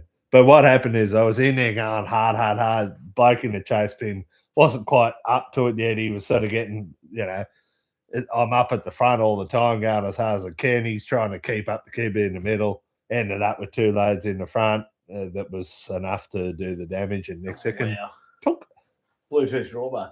Yeah, literally. So it's that old 450 Steiger, it's got sort of U-bolts hold the drawbar up. Yes. The U-bolt snapped. The drawbar hit the ground, popped the pin out, straight out, and just disconnected. Next second, the drawbar goes into the ground like this. Hydraulic hoses go plop, plop, plop, plop. Yep, and the PDA just split in half. No actual damage other than the drawbar itself. Yeah, unbelievable. And trying to remove the drawbar of the bin out of the ground. Trying to think how we did that. We pulled that back with the telehandler, I think. And I think they used the telehandler to lift it up. I put another load in the back of the bin with the header and got her a little bit more central. And then they actually plucked it with the telehandler. Yeah. Put it on the jack and hooked it back up to 600. It was the first time we ran a 600 on the chase bin. It was must have been 2017, I think, because that's when we got the first 600. Yeah, you keep putting it on the bin. Yeah, well, both of them are on there this year. Yeah, I've never ever heard a 600 load up like it did on that Boulder one day when you were showing me. I've been around a few quad tracks in my life, and I've never heard the turbo whistle until you cracked that door fully on that Boulder one day. Yeah. And all you could hear was she was sooting, and it was just turbo whistle. She's going there. Because what size is the auger on that Bullseye? 24.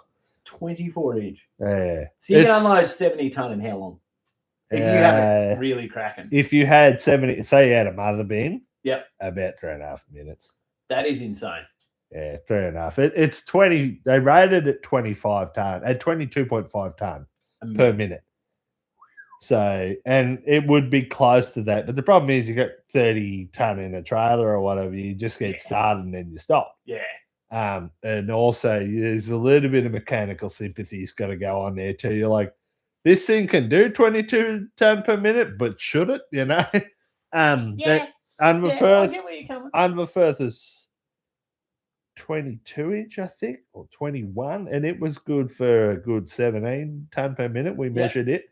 It was good. Yeah. It was a good bin all around there. Very efficient. For the size, like apparently it's very critical that the bottom half of the auger into getting them to really sort that grade out. Yeah. Apparently Unverfirth have pretty much got that down pat. Yeah. I would love to see, the equalizer tracks on a bin out here. Well, apparently there's one. There's one. Yeah. There's one. One of the first ones, apparently, they went to those ag machinery people when they first started importing that Unverfirth thing. He'd been talking to Chet Larson, watching all Chet's stuff over at Big Iron or one of them big American farm festivals, and said, I want exactly what he's got. Yeah. And bought it and brought it over here. It still runs around. I think there's 2021, I think he said, or 2020. Really? Yeah. So not sure how it's going. I just love the idea that the tracks pivot every single, like you can go on the crown of a road and I'll pivot over. Like, well, this is a big discussion I've been having with Jimmy because the Unverfirth don't make a triaxle 75 ton bin. Now they make a dual axle. Really? Dual axles for 75 ton is a lot of weight for dual axle. So I was sort of been, I was like, oh, we could look at tracks, and Jimmy's like, hell to the no. And the main reason was he's just, shit scared it's going to let him break. Well, see, that seems like a weird sort of, and I'm not having to go at Jimmy at all, but like it no, seems you like, can, he's fine. No, Jimmy will come fight me, it'll be right. I'll run your 79 series in my Colorado, Jimmy. Don't worry about that. I'll walk every day. It's an inside joke. Anyway, like you run quad tracks. And well, that's what I said. We're a track machine operation too. Like we run the road track and we love it. Yeah. So that makes me intrigued. That I think it's more the side load of the chase bin because the tracks are so long. Fair call. Yeah. There's a fair bit of side load and sort of berming going on there, but my counter argument would be to that is Cat and Fent do it every day. Yeah.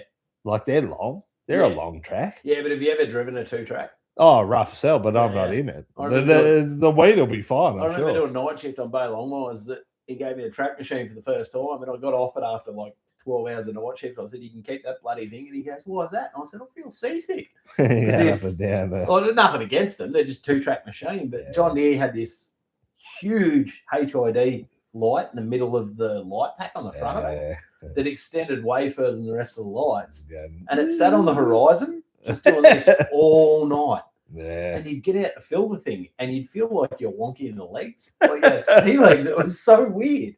But the one thing I've never had to play with at all is a 2-track. It's a 2-track, yeah. I think in some situations it would be real good at our strip teller. But that's about it. That's about the only time. Maybe wet weather spreading. They reckon they're pretty good for that. Yeah. Still a bit of berming in that, but we all deal with that. Like that's just. But on a chase bin, 75 ton or 90 ton. They're a 90 ton chase bin. Them the first people. It's a lot of weight. It's a lot of weight. It's monstrous. That's huge. Yeah. Yeah. That's massive. Like I thought 70 was big, but like. No, it's 75. The next one up's 90 ton, 92. I think it is. Yeah. But. A chase is the size of chase bin's going to just completely destroy the mother bin market. Like, we run field bins, and not if you get an Irex bin that's got 300 ton. Yeah, well, I mean, shout out to Grain King. They're the only ones doing decent sized mother bins. Like, I wouldn't even look at anything with 100 ton. Yeah. Why wouldn't you go straight to 200 or 300? What's the point? Like, I get it if you don't need that. When you got a pair of headers that are doing. What, like 70 or 80 ton an hour? Yeah. So you look at least I'll go 350 ton mother bin. Yeah. From Nirex, which is the biggest in the world. I've got 2 hours grace. Yeah. Plus a couple of chase bins. Yeah. Look, I think the big chase bin market's already killed the mother bin market, but you got tracks to back it up. Yeah. Well, you don't have the trucks. That's the bottleneck. I think, like, if you didn't run trucks, hell yeah, the bigger the mother bin, the better. If you can get it around. That's Australia. Like, our bottleneck is always our road transport. 100%. Yeah. And what we can and can't. Like, and that's the bottleneck in our situation. It's not grain corp. It's not the receival. It's the amount of tons we can physically push down. Well, it's for you guys in particular, getting it to and from Randy back to Oakland's all Yarrawonga. Like, that's a big enough run. Like, for us, it's we're always 10 Ks away nearly from either McNuggets in Berrigan or 2 hours, hour and a half, 2 hours from the truck leaves paddock, truck comes back. Yeah. So how many field bins you usually run? 3, 4. Yeah. So 4. So 120 ton of storage in the paddock. That's the way it works out. So it's basically it's not a mother bin, but it's basically a mother bin size capacity with a lot more stuffing around. Yeah, but still, you like go into why you like the field bins over a mother bin. For us, because we're a mixed farming operation, so like it's our ongoing argument between myself and the father, Jeffrey, is we've got to manage our paddock size to be able to manage our stock. Yeah. So we've settled on a 60 hectare. And that works with the boom spray too, because we're 6,500 litres, so we can go 100 litre water rate. Yeah. So, and we don't block farm. Like you guys are, I think your YouTube followers will be over a lot of stuff you do. Is like you'll be one, like a Roseneath, canola at Roseneath. So for us, we jump around. We got 6 properties. Yeah. We'll jump around and do paddocks here, paddocks there, so we can skip the field bins along. Yeah. And that's what's sort of preempt where they need to be. Yeah. And then you haven't got that much truck capacity, but you've still got the bin capacity, which sort of maintains it anyway. Yeah. It's the same thing, just you can work with one smaller truck and get a chop out when you need to if you need to. Yeah, we have our cartage contractor is amazing. He's got, I don't know, 5 or 6 trucks up his sleeve, and we get prioritised. Yeah, he can skill you pretty quick. Exactly. Yeah, which helps a lot. Yeah, for sure. Yeah. So yeah, there's I mean, talking to JH Thomas Brook over in the WA, he's running. I don't know. I think it's like 10 of them big bloody agri bins now with no lid on them. He augers one into the other. Like there's some wild stuff going on there, but he's still in the same boat. He mustn't be able to get mustn't seem to work with the mother bin for him. I think I will be talking to JH in the next couple of weeks, probably next week. I think either here or on TikTok.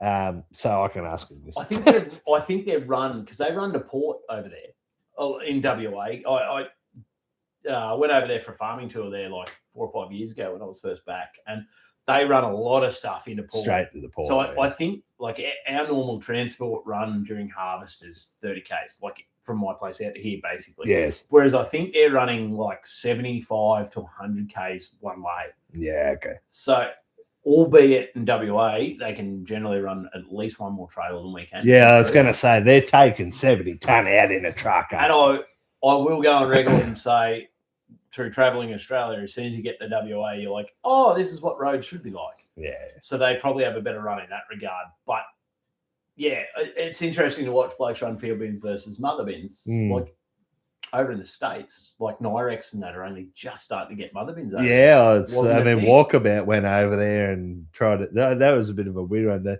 Walkabout sort of get established in America and have got a presence over there where no one else really has. Now I see I was actually bringing the Walkabout back into Australia. Really? Yeah, which is I was like, out of all the things you could bring back, like got so many different mother bin makers. Braemar, you've got Killermans, Finch. They're very Australian oriented thing, mother bins. Yeah. Well, that's right. And so why would you bring one back? We don't have 6 Peterbilts sitting in the shed. Yeah, well, that's true. Yeah, like you watch anyone over but you see them that they're always running a smaller paddock similar to you, but then they're dealing with like corn that's 15 ton or whatever. So they got whatever monstrous 300 bushels a hectare. Yeah, 300 foot pound of 300 horse 300 freedom units of a bushel. So they got big chase bins. They're going from paddock to paddock because they want to have the same capacity, but they got 6 trucks, so they just load him up, go, and they can move from paddock to paddock still. So that's why they like the big chase bins. Like I think Larson's themselves run a 75 ton bin. Yeah, whatever the bushel calculation is there. Big bin. Foot pound, yeah. Right. So I'll let you take some questions. I'm going to go with P155. I'll be back in 2 seconds. What else have we got on here? So the Perth Scorchers and the Sydney Sixers are the only ones. Give us the score. Yeah, who's winning there? Sinclair Farms. Hey, Tristan, what's going on? Hey, and you just wondering how you had Google Maps set up on the Trimble on the sprayer. I think it's a 1050 trim. I think you get that with a 1050 Trimble. I think. I haven't played with that sprayer enough to make that call, Tristan. I'd have to get the answer from Joe. He does a lot of that. I don't know where did you see that? Yeah. Anyway, hey Michael, I just see you at the top there. Anyway, thanks for the questions and whatever, guys. We've got a bit going on here. It's been good to chat with Adam, and we'll probably wrap it up here pretty shortly. How's the new dog?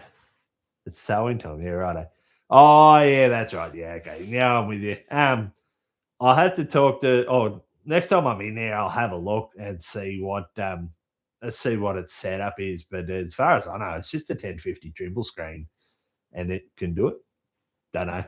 Not a Trimble dude.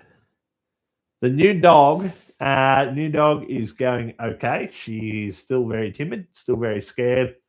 Very good at chewing shoes, I found. Not overly fan of that with the new dog.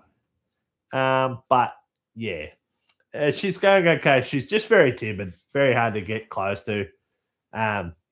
You can pat her, but she doesn't come to you, which is a bit of a thing. It's like I'm constantly pottering around in the garden at the moment, and it's not working out too well with a new dog yet. But she's getting better every day. Pottering around in the garden. I was just that's what I've been your brand doing. new fence. Yeah, it's been on YouTube. You've missed all that. I did that back in like September. Here, I don't get a lot of time to watch some of your YouTubes, but it's funny the garden, the fence, the everything debate in farming. It's I don't know if you. I get it from my lovely partner. It's you can grow a crop, you can do this, you can do that, but you don't look after the lawn or the garden. Look, I like looking after the lawn. I like doing it when I've got time to do it, but I hate it when I don't. I found getting old. I enjoy mowing the lawn now. Yeah, I think it's a sign of getting old. I just get too covered in shit. I don't like it. I will admit I'm spending a bit of time on it now that I've got time, but in the middle of harvest, your water pump goes down. It's just like, for God's sake, I don't need this. But the problem is I'm starting to take a few business ventures here, and sponsorship deals, talking to people in this office where we're sitting here. And I'm like, I really want a nice garden, so I look pretty trick when people come, But they go, this bloke's no Gronk. He knows how to grow a lawn. He's got the lines in his lawn and GPS. Do you judge a boy's garden, though? I would. I would definitely, yeah. I definitely judge a But that being said, I'm going to judge him by a lot of things. But, like, it's just nice that you come into a nice house. Like, this house is pretty freshly renovated. What's more important, his house or his car? Do you judge a bloke by his vehicle or by his house? The inside of his vehicle, maybe. I would judge that. Oh, that's a really good topic. The outside, I think you can make anything look good on the outside. Lipstick on a pig, bro. Yeah. It's like it's a clean car. My car can look clean too, but it's a shithole on the inside. So that's a relevant topic, I reckon. I shouldn't even say this. I'm a very professional operator. I run everything clean. Do you like tractor cabs? Like, so. Right, here we go. Yeah, let's get into it. This is one of my bugbear topics. You see on social media, you see both ends of the spectrum. You see the bloke who'll have, I don't know, I'm guilty of it, the 15 Red Bull cans in the floor well. Yeah. And then you see the people who take their boots off. Yeah. Where do you stand on it? Clean tractor cab or just get the work done? Look, I love having a clean tractor cab. Actually, this is where I draw a line. I like my cabs clutter-free. That's my thing. Really? I hate to have a bunch of stuff in there just rolling around. Yes. Your bloody shit tickets are on there behind the seat blocking the air vent. You've got rags. You've got a jumper floating around in there. Me, I've got 7 cameras and a drone. Like, I hate that. I hate it. But I don't care about dust. And I don't care about a dirty floor that much. So you're obviously boots on in the tractor guy. Oh, 100%. Yeah. So that's the big debate with me and my worker. Is boots on or boots off in the cab? And I'd love some comments from people here watching, from the farmer people. Are you boots on or boots off? It seems to be the great debate. I would say if you've got time to take your boots on and off every time when you're getting in and out of a tractor, like, do you ever run boots off in a sprayer? Yes. Are you a boots off dude? Yes. Yeah, you're a boots off dude. Yes. How the hell?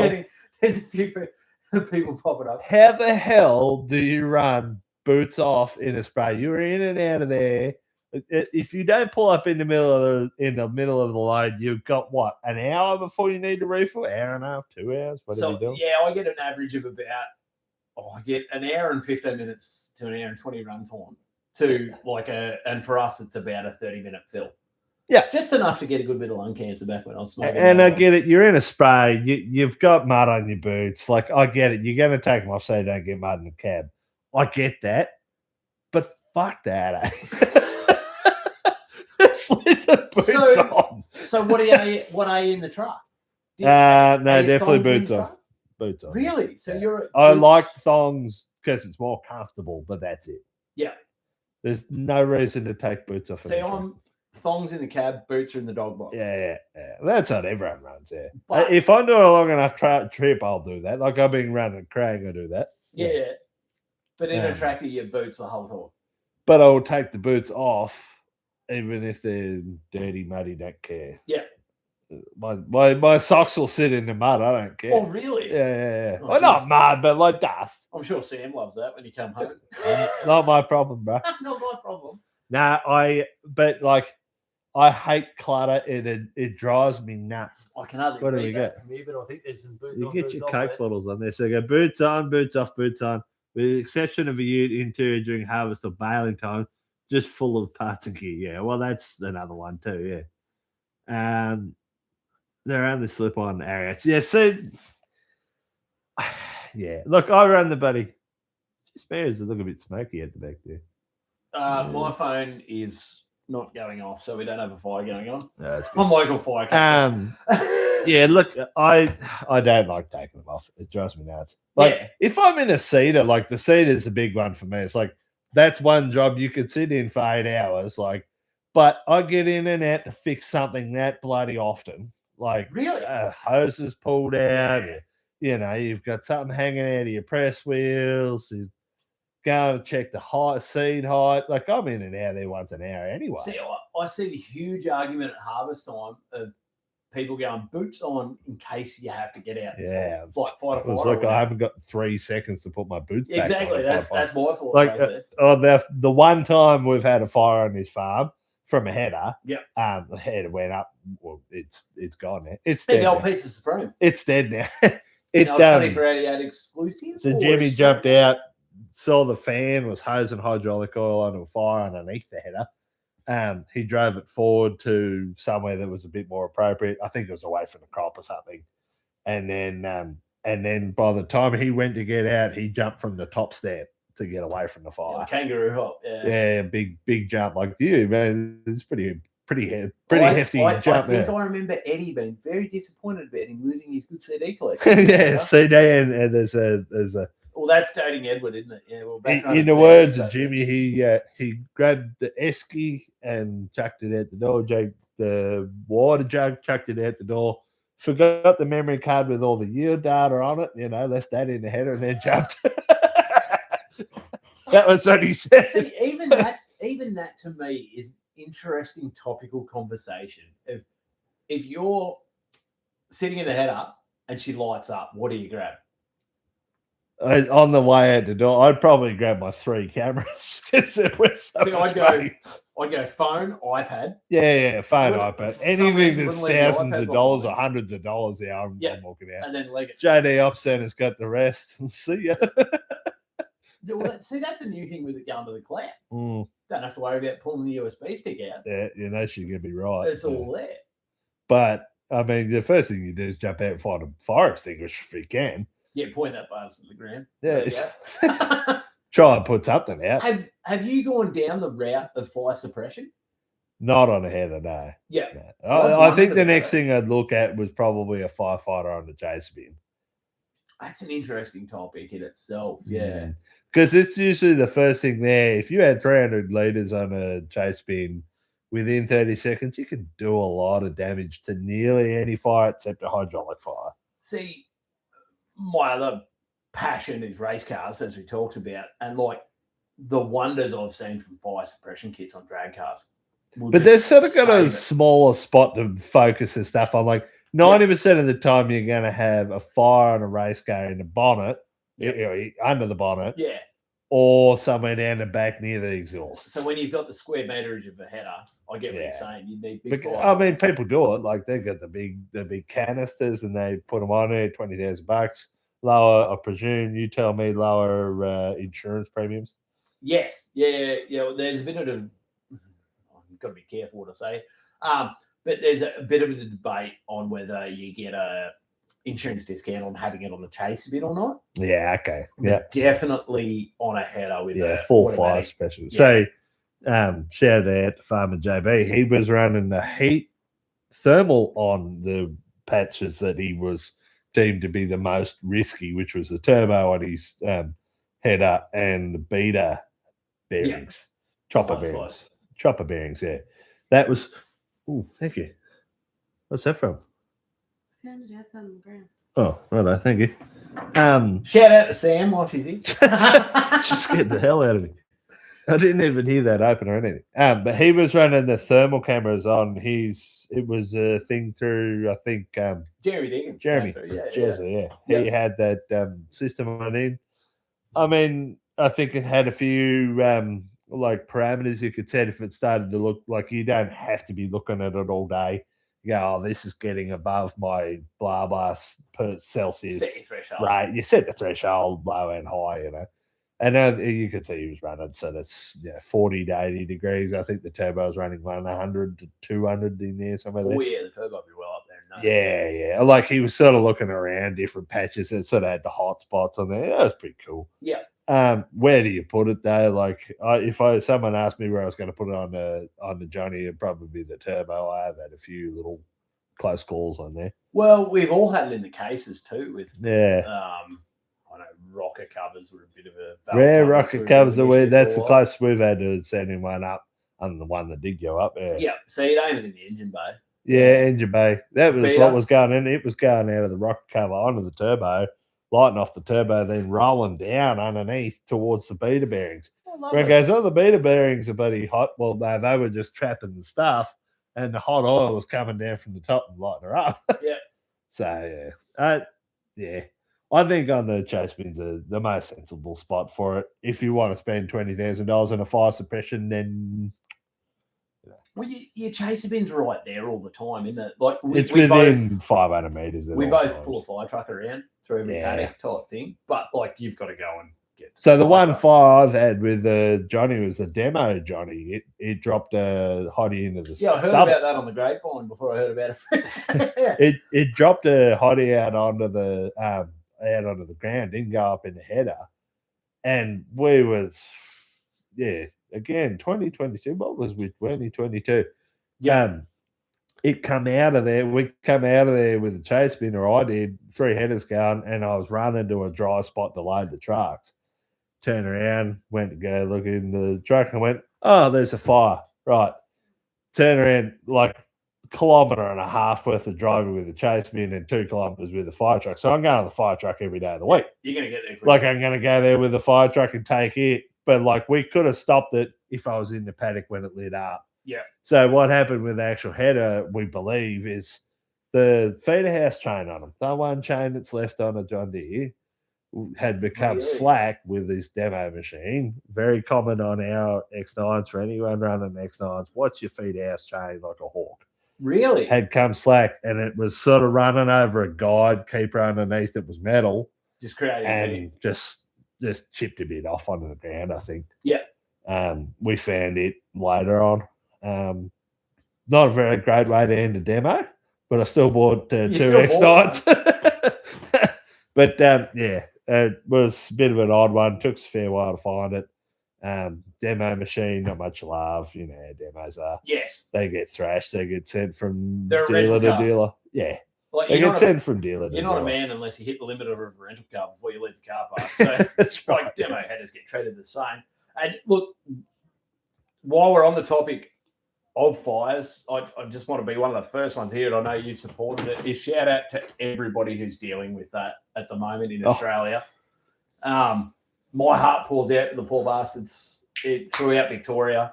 Yeah, Longwood fires, Wildwood fires, Skipton fires. I think there's Otway fires. There's another one in South Australia at the moment. Did you guys contribute to one of the hay runs? Yeah. So the latest YouTube, I just put up there tonight. We've donated basically what was about a load and a half of barley tailings. They come and got 4 in total, and so 3 of them were donated from other people, but it was all our stuff. They essentially gave us the money for it. We gave away 1 and a bit of singles of barley straw, I think it was barley tailings. Yeah. Everyone chucked in. Like the 4 operators come picked it up. They chucked in their own trucks, so they're giving away thousands of dollars themselves. So everyone chucked away about 2,000. By the time they were done, that was 4 trucks and us. I think there was 30 in total out of the whole convoy. So just give people who are watching the amount of bars. Like 156. You throw away, like we all throw away a B double O or whatever, so 150 bars. 156 it was, Yeah. and we donated probably about 50 to 60. Yeah. So I think everyone's been doing a similar amount, either a B double or a single load. I see there's people north of us that they're coming from everywhere. We're not the only ones donating. It's the typical way we do it in the bush, isn't it? Everyone just chucks in and go. It is. Everyone's got a bunch of straw and hay. Like we all went hell for leather on it this year. Yeah. Perfect place for it to go, you know? Yeah. And some people needed it, some people didn't need it, but it's up there for them to use, and hopefully they get back on their feet. And then insurance checks will start running in for a few of those bikes, and they could start buying it back again. Like they're not. I think it's a little bit of a misconception that probably needs to be addressed, is that you go, oh, everyone that's been in the fire has lost everything, but the cows, they need to eat. In a lot of instances, the cows and the sheep get burnt too. Mm. Many stock destroyed, yeah. Stock destroyed, so there's less mouths to feed for a start. There's obviously times where the stock have not been destroyed, but neither is the house and the hay supply. So they've got some grace up their sleeve. And then there's times where you might lose your feed supply and you've still got stock. They're the people that need the hay and the straw in it. And in this case, a lot of them are going to get an insurance check because it's all insured. If they are insured. Yeah. If they're smart, they're insured. My lovely partner, she works in insurance, and she's been down in like the Longwood Euroa area, and we were talking last night, and she said it's like driving through an apocalypse. Oh, 100%, yeah. It's where we are. I was only talking about this with my lovely partner last night. We are so damn lucky that we look out the window now, like we can see it from a mile away. We have a chance to fight it. These poor bastards had no idea. No, that's right. And not to make it even worse, like they may have known it was coming, but it's coming through the hills. They can't stop it anyway.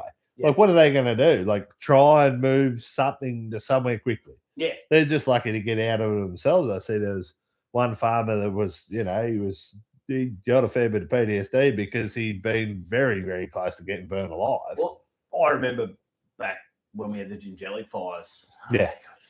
2019. There you go. 2019, yeah. 1920 somewhere. Right? We were up there fighting fires, and like I saw people come out of the hills like they'd seen a ghost. Yeah. It's just horrific. Hey, I've got to indulge myself here and do Apex Hunters soundtrack. There we go. that's a catch my drift one as well. Yep. But yeah. So I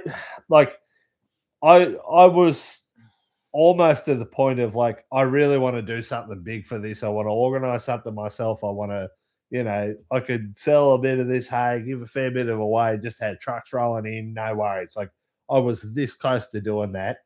And the main reason I didn't do it because I knew I was going away this week, which is about when it really needed to kick off. Like the video I did just put up was a week ago. It happened on Saturday. I went on Monday and I couldn't get out of that because it was a funeral. Yeah. But I would have almost been this close to just going, look, hey, I'm going to be the, bumper now. Bumper from Barrabout K runners with less issues, less bumper issues, and sent it, Yeah. I was this close to doing it. I thought it's a great way for us to get rid of some straw, and people can do the right thing, and it reminds me of do you remember Celeste Barber doing a GoFundMe? Yep. So Celeste Barber, I think it was some ungodly amount of money. It was $260 million or something ridiculous. It might have been 26 million, whatever it was was huge. And she did a GoFundMe and put it all into the RFS. You remember that? Yep. So the RFS, there's a RFS, the trustees for the RFS in New South Wales. She gave the GoFundMe straight to them, thinking it was going to go to all the victims, but it was bound by a bunch of policies that said it couldn't do anything but be used for the New South Wales RFS. Yep. And look, I'll be the first one to use this platform and say, like, if you're going to go and donate, don't bother with anything that's got .gov or whatever behind it. Just go and find a good a good, solid person who's got a GoFundMe or got a donation set up and give it straight to the people who bloody well need it. Yeah, that's right. Yeah, no, I agree. And like, I think someone who did it right with a fully set up, like, just go, hey, this is a GoFundMe. I'm going to put $100,000 bank limit on this because you can limit those GoFundMe. I will give $100,000 worth of my hay and whatever straight to these people to send up there. You know what the best And ones you know, you do it. You go, oh, how much is enough to donate? By the time you give, or like loaded, strapped on, helped out, you'd be giving thousands of dollars away in your labor, let alone in any hay you give away as well. Yeah. Like it was a big missed opportunity for myself to get a bit more of a platform out of someone else's suffering. I understand, but at the end of the day, it would have been a good cause. Well, but just timing didn't allow it. The way I look at it is like they're farmers, they're comrades. That's right. They're our brethren, they're brothers. Like, yeah, that's right. They're us, but up in the hills. Exactly. Yeah. Like, but we won't get too deep into politics on this. You should go nuts. Anyway, what are we rocking up on? We're nearly an hour and 40, so we should probably wrap this Whatever, up. you're running the show, mate. I'm just here talking crap. Should probably wrap this up and go and do something more constructive. But has anybody got some final questions for either of us? We've got a bunch in here. We may as well address some questions before we go. You can tell any difference between PPS cornplate and RFS. Thanks, Warriors. RFS couldn't use it the way she intended. Yeah, I can't say too much. I'm an RFS captain, so yeah. Look, that was a bit of a stuff up with the whole Celeste Barber thing. Yeah. I donated $50 of my own into that. I remember that. But yeah, that was a stuff up. Anyway, for all those blokes who have done stuff with these fires, donated their time, donated. I mean, I don't know if you follow that Community Pete on Facebook. Yeah. Community Pete, those blokes, like, I don't know how many blokes there are behind that channel, but it's a lot. Yeah. They're constantly looking for toilet blocks and bloody blah blah and barbecues and sanitary stuff. Like, it was incredible what some of these people are doing. Yeah. They just get in and go, and people who do have a full-time job in social media have the grace of being able to go, look, I'm going to go here and do this for the next month. I think it's using your platform. Oh, 100%. Yeah. And just going, we can definitely do that, Yeah. And so shout out to them. Shout out to anyone who's donated anything. I don't think it's the end of these fires season. I think we're just in an interim. We're in for a big one. Let's the elephant in the rooms this week. Like, everybody out there, just be sensible, be smart. A lot of us here are farmers. Like, just don't go out and do dumb shit. Well, we haven't even touched on the fires of being around us. Yes. Not going into the ones around you that are probably a police investigation at this point. But we've had I think we're up to about 8 or 10 around Oaklands district. Yeah, and you had the footage up at the Oaklands one. I think that was one of the biggest ones we've had in the area. And that was early. Like, we've had, we've responded to at least about 6 or 7 scenes, I'd say, yeah. And, like, we're hocking shout-outs. Like, shout-outs to the boys who are running private units around here. Like, well, yeah. We see a 50-50 split of RFS trucks versus, like, private units. Yeah. And, like, we'd be nothing without the private units. Well, it's just it's more trucks you can throw at anything, the better, isn't it? Yeah. You know, that's the beauty of it. We need them for our own farms anyway. Like, we're running private unit. We need them for our own farms anyway. Yeah. To have the RFS back us up is awesome. Yes. And when the shit hits the fan, that you're going to have a team of 20 trucks cover too. Yeah. Like, that's what you're really paying, like the RFS for. It's not the immediate response you get. It's the 20 bikes that kind of come and just swap it. And it's the expertise that comes with it. Like, and I tell you, having been at the brunt of one of them fires, it starts and you're like, oh, this is going to get hectic real quick. Yeah. I was like, call Jimmy. I'm like, this is getting way. We're going to be in trouble. He's like, you want me to call RFS? Yes, call the damn RFS. They're in deep shit. That's And- something I will say as being an RFS captain. Like, if you see something, just 000 straight away. Yeah, straight up. Yeah. The They amount don't of- even think about it. Don't even try and buddy ring the RFS. Just Yeah. ring 000. just 000 it straight out. Even if you think it's not something, still Yeah. do it. Just 000 it and be done with it. And on that note, we'll call it. Yeah. No, thanks for having me, mate. This has been a long time coming, but Yep, let's do it again. I reckon. Another 6 months. I'm going to put you on the list with JB. We'll just keep getting Blakes back. just keep recycling people. You Sounds good to me. All right, guys. And we've got one more thing here. It's very smoky out there now. Yep, it sure is. That's from Sam. All right. See you all later. Bye.